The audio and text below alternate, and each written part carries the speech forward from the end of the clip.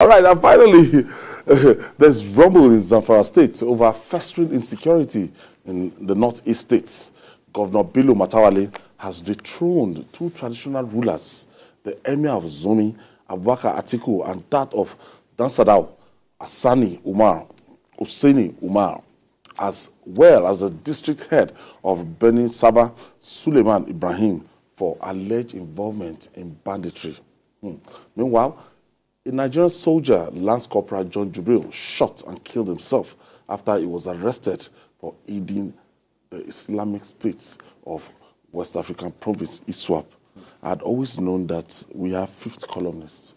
The way these people, they have information, they give them information, and the way they ambush our soldiers, the way they carry some brazen attacks, and the way they even go to our super camp. You know, it takes guts. It takes, you know, you knowing what is happening inside before you can just stand up and say you want to go and feed soldiers in a super camp. You know, it's good that this is happening, so people get to know that even their so-called traditional rulers are in bed with these bandits and terrorists. Because of the money involved. Because of the, you know, the thing is, and this ISWAP and Boko Haram terrorists that you are seeing, they are getting funds from somewhere. And if they are going to dangle their carrots to all these traditional rulers, it will be the small naira and kobo that we are talking about good money that will make them want to sell their people. That is what it means, even kill their people, because anybody that is involved in banditry means that the person, at the end of the day, one way or the other, people will die. Lives will be lost, you know. So, and these guys, they were suspended since last year. There was a committee that was set up by the Zamfara state governor, you know, to look at what is really happening. That means they've carried out their findings. Yes, it was even the former Inspector General of Police that headed that committee, Mohammed Abubakar. And he came out, 30 traditional rulers were actually indicted in that report. You know, so this community thing. You know, so this, you understand, when you have 30 traditional rulers that were indicted, then it means that it's now becoming a business. Yes, it's festering. You know, so picking two and deposing them means they are the worst of the worst. So even when I was asking, and I knew when the governor was giving the Cadillac, you know, there was some weeks back, the governors actually gave Cadillac to some traditional rulers. Yeah. In some emirates, you know, they have like 17. So 15 we are giving. So these two we are not giving, but their district heads we are giving cars. You know, to encourage them. Maybe those are the ones that are free from this banditry and giving the right information. We need to start talking and looking at even the people that we call our brothers and our sisters, our fathers, our mothers. They might be part and parcel of this. People that are not worthy to be role models. Of course. Do we still have role models? You should start asking. See, this country, sometimes you look at yourself and say, can we still call some people role models? There are some people that when we see them, they are like gods to us. Before, when we see Awolowo, like the Babajide used to say, when he was young, because then I was not born anyway, you tell me that when the day he saw Awolowo, that he was very small, because he was like a god to him. You know, so, but these days, can our children even see the people they are seeing on TV and call them gods? They will just say that I even want to give them a high five and then move away. You know, but those days, the likes of Baba, he can tell us here. You know, so traditional rulers that we respect are the ones that are causing problem for us. Look at Zamfara now. Some people cannot even stay there. We now have so many IDP camps across Nigeria, or most parts of Nigeria, especially the north. Paul, because of the traditional leaders being in bed with bandits and terrorists begins your own people. As in, you know that these guys, they will not allow peace and tranquility in that environment. And you can't collaborate with them to exploit your people. It's really bothersome and mind-boggling also. Because as a traditional ruler, you hold the trust of the people. And then you are the one betraying the people. under your authority, in your domain, people are being kidnapped, killed. And released for ransom.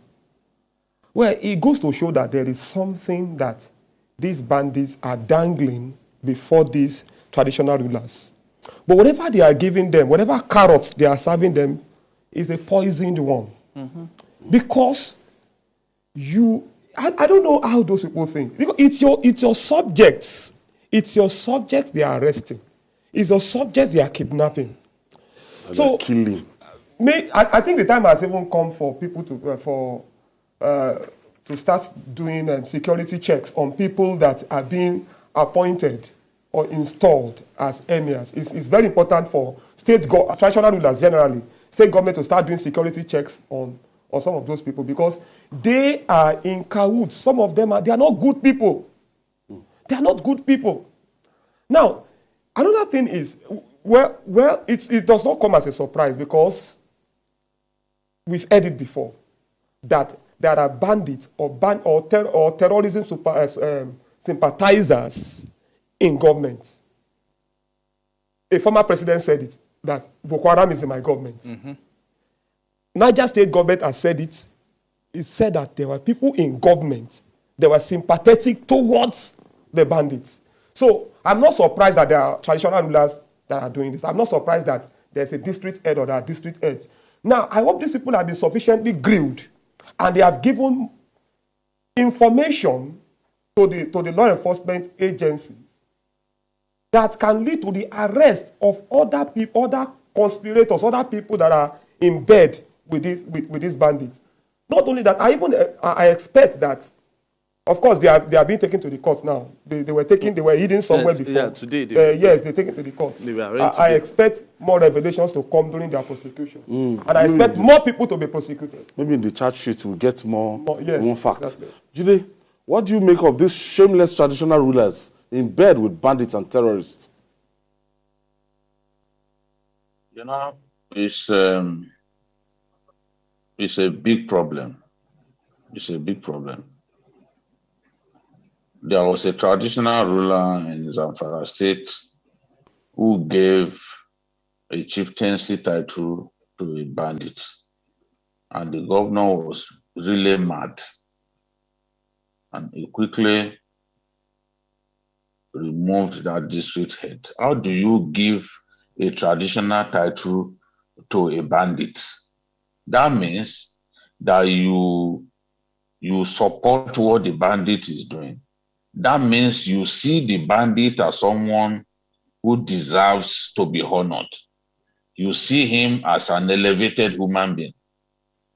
Because it is people that we place highly that we give traditional titles to.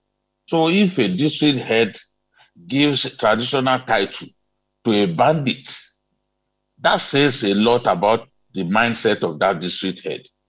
That should tell us that that district head likes to hang out with people like bandits. Those are the people who are his friends. Those are the people that he thinks of all the people in his domain. Those are the people who deserve, in his own view, to be honored. And if we look at the issue of banditry in Zamfara state, Dansadao and Zurumi are among the worst hits. They have killed people so many times in those two local governments. The Nigerian Air Force Alpha jet that was shot down inside the Dansadao forest. So those areas are known and for a huge presence of bandits. And bandits literally even destroyed many parts of Zurumi because they will come attack people and set their houses on fire. There was a time that Zurumi was always in the news. In fact, there were some twin sisters who were going to get married were kidnapped in that Zurumi. People had to pay ransom before they were released. So it's unfortunate that a governor has to battle not just bandits, but people in high places who are the enablers of these bandits and traditional rulers of all people. So it's such a shame. We can only encourage the governor to continue to try to identify these people, because people knew all along that these guys could not have been this bold without some powerful people supporting them. And this is what we have seen. They get paid some money by these bandits. So the emirs turn a blind eye. But they should remember that some of their own colleagues, fellow emirs, have been kidnapped by bandits. The emir of Bungudu in the same Zamfara state was kidnapped by bandits along the Kaduna Abuja highway. So people are even attacking your own colleagues. They are the people that you are fraternizing with. It's such a shame.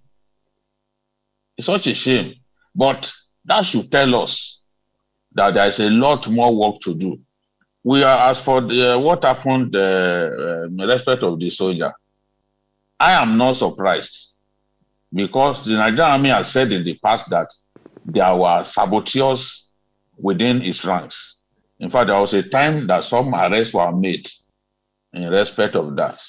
It's terrible that some people are laying down their lives to keep all of us safe, whereas there are some of their own colleagues who are giving information to the enemy and making life difficult for patriotic soldiers. People who are giving information about troops movement to the enemy, enabling the enemy to plan ambushes and kill our soldiers and steal their weapons. So we need to pursue the line of intelligence gathering so that we can continue to identify more and more of these people. Although I find it difficult to believe the story of how the soldier eventually died, because I'm still wondering how someone who was handcuffed will now still disarm the people who arrested him and then take his own life. That part of the story seems very, very difficult to believe. And I just hope that the Nigerian army will throw more light on this, because I don't see how somebody who has been arrested, handcuffed, was being taken away, will now overpower trained soldiers who are taking him to a location where he will be detained, will overpower them and then eventually kill himself. It's a very difficult side of that story to believe, but whatever we do that enables us to unmask all these saboteurs should be commended, and it has to continue across the armed forces, whether they are policemen or not, who are collaborating with armed robbers. We need to fish them out and serve justice to them. As we were talking about cock and bull story, but let's take Biodu calling us from Ikorodu. Thank you, Biodu. Hello. Thank you. Yes, thank you for joining us, Biodu. Yeah, this is Abiodun on the line from Ikorodu. All right, go ahead, please. Yeah, about the October duly observed, Babajide and the rest of the press in the studio. A lot of respect to you people. You are doing a great job. Thank you. About the bandits and the emir collaborating with the bandits, to me, there is a conspiracy theory I want to observe about that. I think there is a two way to the coin. To me, this can only happen in two ways. It's either they are sympathetic about their tribe.